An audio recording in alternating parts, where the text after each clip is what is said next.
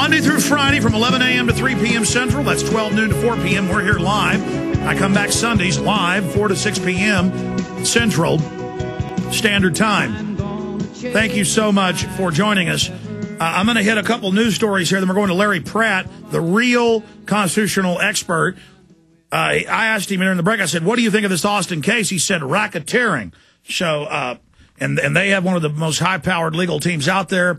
We're going to tell you what he's looking at doing coming up in just a moment. But before we do that, I want to tell you about a few of the sponsors that we have here, ladies and gentlemen, that have made this radio show possible. One of them is MySolarBackup.com. It's a great little solar-powered panel. The unit, the control system, the little battery pack can run several large appliances. You can get a bunch of them and run your whole house. Just a great system. Our listeners have given us wonderful reviews of this. And so I hope everybody will visit MySolarBackup.com, MySolarBackup.com. The government doesn't own the sun yet, folks. So visit MySolarBackup.com today. Very affordable. Great little units. Great for camping, you name it. 877-327-0365. 877-327-0365. MySolarBackup.com. Continuing, the great family of hidden video cameras, sunglasses that are self-contained that shoot video and audio, hidden Diginet.net pins. It's Diginet.net, Diganet.net. They just have a bunch of great systems. There's banners on Infowars.com. It has the date time-stamped on it for legal purposes. We need to protect ourselves against Big Brother by fighting fire with our own individual liberty system. Diginet.net. Check them out today. They've got the best prices I've found out there, bar none, and a whole bunch of great surveillance systems for everybody out there that wants to find out more. And then, of course, you also support us by visiting Infowars.com, PrisonPlanet.com, the online video bookstore, Patriot Apparel shopping carts with the best videos, books, material information, huge discounts, free T-shirts, free DVD deals we're running right now. So check those out at Infowars.com or call and ask 888-253-3139. Okay. Amazing Senate battle heads to the finish line. We've talked about this some. You have this Ted Kennedy seat that supposedly nobody could get, key senator position. You have Democrats in the House leaving or saying they're going to leave their party. At the state level, they're leaving. This isn't just a realignment like people mad at Bush for some bad stuff he did, trying to put Obama in to change it. He's now betrayed them. He's got the lowest approval rating of any president 1 year in ever, and it's the 1 year anniversary in 2 days of his year in office. And to have this most powerful Democratic position in the country, the strongest, most powerful Senate seat, the most ironclad, supposedly, that they had.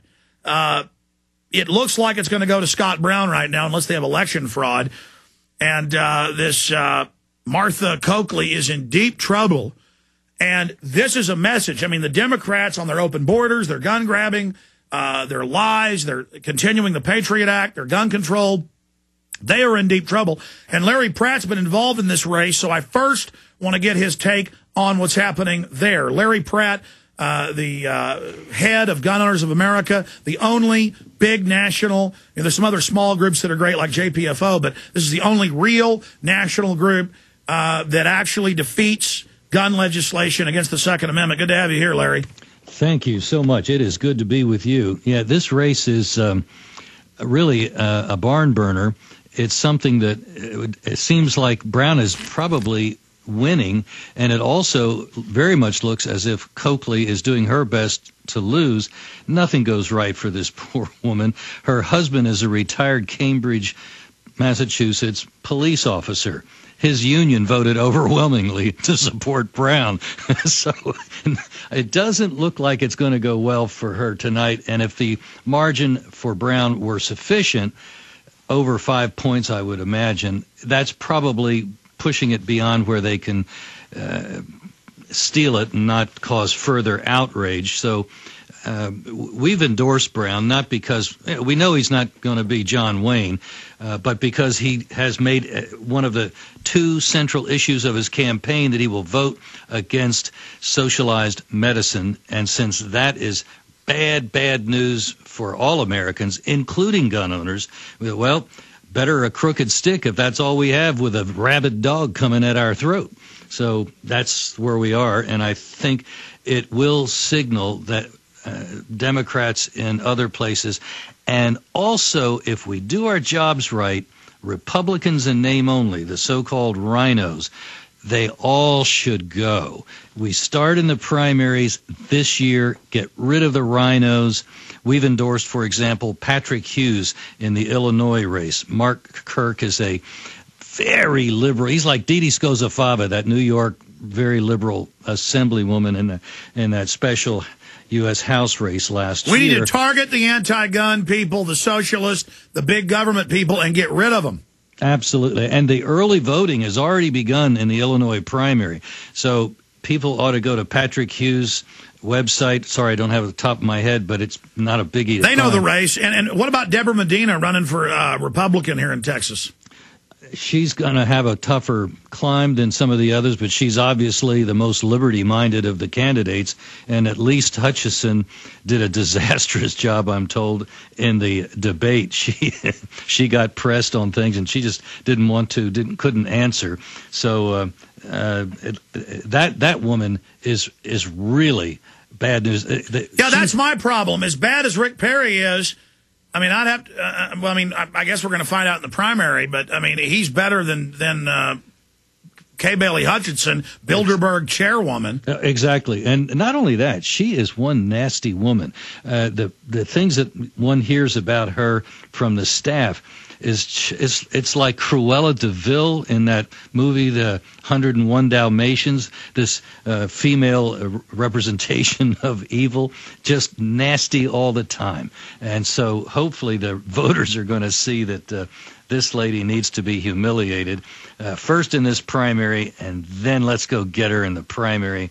I guess she's up for her reelection to the Senate in a couple of years. But we're seeing things turn, and I think we have a shot. You know, the Republican establishment tried to pull it off with Charlie Crist, the governor of Florida, a big liberal, Arlen Specter of the South, and the former Speaker of the House, Marco Rubio, has come out of nowhere, didn't have nearly the money that Crist had, didn't have any of that establishment backing, and he's already pulled even with him. I think he's probably ahead. The Republican Party is absolutely rejecting this notion that, we need to have a moderates so we can raise the money and win. No, moderates are what have been making the Republicans losers because they desert the Republican principles. Well, look at every poll. Gallup, 91% don't want open borders. Major polls, over 75% to 80% don't want more gun control, want less. On every issue, if Republicans were actually constitutionalist, there wouldn't be a Democrat in existence. The Democrats are unpopular. They're only put in power because Bush tripled government, launched all these illegal wars. Now, in the time we've got left, Larry Pratt, this is very exciting. You're saying you're seeing a major sea change, a rebellion against the big government tyranny. Shifting gears, though, the Austin case, looking at it from afar, I know your lawyers are now studying it. The Austin gun show here for close to 2 decades. They run out the sacks at people that had been there since the early 90s. A new guy comes in. The police say, come to a meeting. BATF's there running the meeting. They say, look, you're going to post a message that no private sales, which are legal in Texas, and they have the HEB leaseholder there, and they said, we're going to shut you down if you don't do this. And HEB said, you better put up the notice. So the owner of the gun show, of the franchise, he puts it up, but has a petition to the governor and the attorney general to come stop this. It's not a law, it's just color of law. And so the police, we now know, have called HEB and others. They called him this morning and said, look, you fought this, no gun show. There'll never be another gun show there again. There won't be another gun show in Austin. Under this police department, under the BATF, Austin's a test case. There aren't any gun shows. Get out by sundown. This is racketeering, civil rights violation, violates the Commerce Clause. It's the color key of word, law. I think, under federal law is racketeering. What they have done is a criminal conspiracy, a racketeering offense. And especially since the BATF was involved directly, that means you could trigger the federal law without anything else and you mentioned a lot of other good possibilities, but this one is a tough one because it means that you are in a much more difficult position in court. It was designed to go after the mafia, then they expanded it to go after pro-lifers. No reason why sauce for the goose can't be sauce for the gander. So we're taking a look at that, but to just take a step back, I had made one mistake about Obama. I thought he was a slipperier character.